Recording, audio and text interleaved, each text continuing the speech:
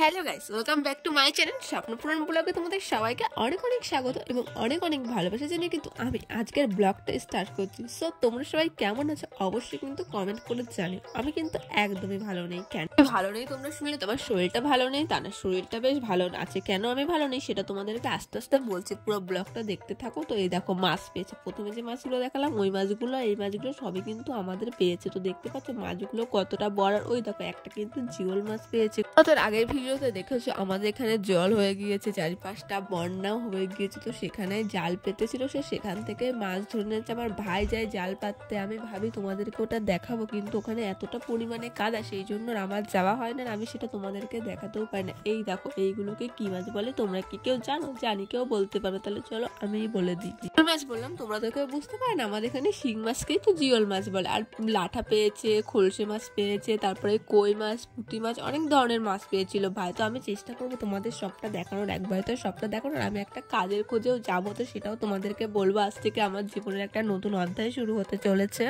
পুরো ভিডিওটা তোমরা ফুল ওয়াচ করো, তাহলে তোমরা বুঝতে পারবে আমার জীবনের নতুন অধ্যায়টা কি কি বৃত্তান্ত সবাই বুঝতে পারবে। এই মাছটা দেখো, এই মাছটা কিন্তু এখনো তাজা আছে। এটা হলো লাঠা মাছ। তো মানে মাছগুলো খেতে খুবই টেস্টি ছিল।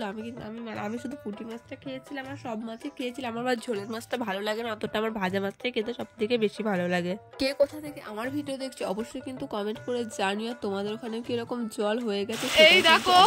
এই দেখো অঝরে বৃষ্টি নেমেছে, কয়েকদিন ধরেই বৃষ্টি, মানে এত বৃষ্টি হচ্ছে, সব বন্যা হয়ে গিয়েছে। সেই জন্য ভিডিও দিতে পারছি না। আজকে দেখা যাক ভিডিও দিতে পারি নাকি। এই দেখো কিভাবে বৃষ্টি হচ্ছে, কি যে হবে। দেখো গরম গরম ভাত, আর এই যে মাছ ভাজা আর আলু সেদ্ধ।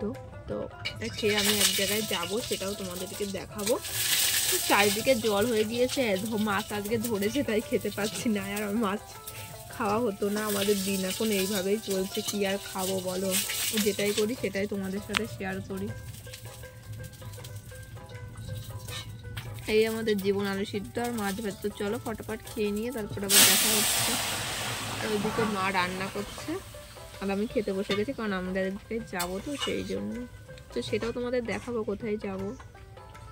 তোমাদের তো বলেছিলাম আমি এক জায়গায় যাচ্ছি, তো সেখানে যাওয়ার জন্য এই যে রেডি হয়ে গেছি, খুব তাড়াহুড়ো করে বেরিয়েছি। তো ওখানে যাওয়ার কথা বলেছে 11টায়, এখন বাজে 11:10 মতো।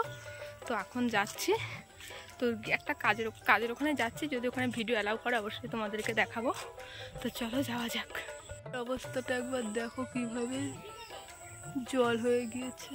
আমি যে কাজের খুঁজটাতে এসেছি সেই জায়গায় কিন্তু আমি পৌঁছে গেছি। তার পাশে কিন্তু ছিল একটা খুবই সুন্দর জবা বাগান। তো জবা ফুলগুলো তুলে ফেলেছে বলে বাগানটা অতটা ফুটছে না, কিন্তু যদি খুব সকালে আসা যায় বাগানটা দেখতে সত্যি অনেকটা সুন্দর লাগে। আর এই দেখো আমি যেখানে কাজ করছি, এই দেখো মানে সেই হল ঘরটা তোমাদের দেখালাম। আস্তে আস্তে সবটা তোমাদের বলবে, একটা ভিডিওতে তো সবটা বলা সম্ভব না। জায়গাটা আমি কাজের সন্ধানটা পেয়েছি, এটা কিন্তু আমার বাড়ির খুবই কাছে, মানে বাড়ির পাশে। আমার বাড়ির থেকে আসতে 5 থেকে 6 মিনিট মতো সময় লাগে। তো তার বেশি যে 10 মিনিট বলতে পারো, তো এইটুকুই সময় লাগে। তো সেটা আমি ছাদের উপরে গিয়ে সবটা তোমাদেরকে সুন্দর করে দেখাচ্ছিলাম। আর আমি যে কাজটার খোঁজে গিয়েছি, মানে যে কাজটা আমাদের দেবে সে এখনো এসে পৌঁছেছিল না, সেই জন্য আমরা এখানে সবাই মিলে একটু বসেছিলাম। আমি না অনেকেই গেছিল, তো একজনকে পেয়েছিলাম, পাশের বাড়ির একটা বোন যে আমার সাথে নৈহাটিতে গেছিল, ও কিন্তু এই কাজটা করবে, মানে ও এই কাজটা পেয়েছে। তো সেখান থেকে আমাদের বাড়িটা যেহেতু কাছে সেই জন্য আমি তাড়াতাড়ি চলে গেছিলাম। যাদের বাড়ি দূরে তাদের তো আসতে একটু সময় লাগবে, তো সেই জন্য ওখানে বসে লুডো খেলেছিলাম। কোনো কাজ ছিল না, কি আর করবো, লুডো খেলে সময়টা কাটাচ্ছিলাম। তারপরে যখন আস্তে আস্তে সবাই এসেছিল তখন কিন্তু কাজটার পুজোর কিন্তু আর বেশি দেরি নেই। কিন্তু আমাদের দেশের যে অবস্থা, আমরা যতদিন না মানে একটা স্বাধীনভাবে একটা ভালো বিচার পাচ্ছি ততদিন কিন্তু আমাদের মনটা কারোরই ভালো হচ্ছে না। কারণ এটা বিয়ের বিচারটা পাওয়া সত্যিই দরকার।